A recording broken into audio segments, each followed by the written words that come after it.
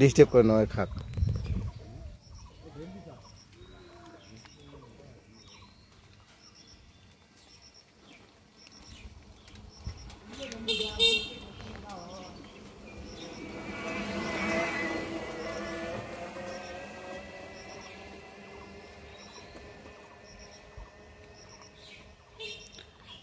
ব্যাংটাকে যে ঠকাইছে, ব্যাংটা দেখো কিন্তু রক্ত বেরিয়েছে, তার মানে ওর বিষ দিয়ে কিন্তু ব্যাংটা যে মরে গেছে, প্রায় মরে নাই না, ছটপট লাগাইছে।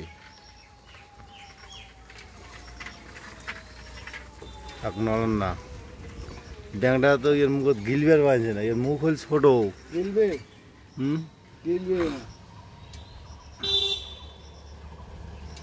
ছোট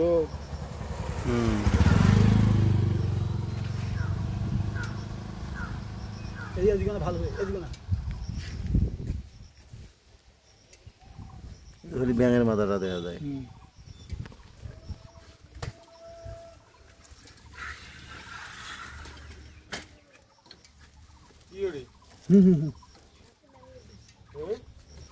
ব্যাং খায়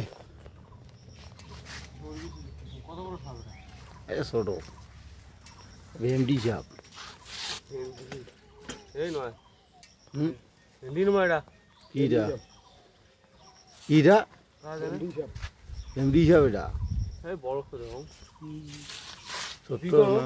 বিক্রি কি করে? ব্যাং খাওয়াইছে খাক, বিক্রি কি করে?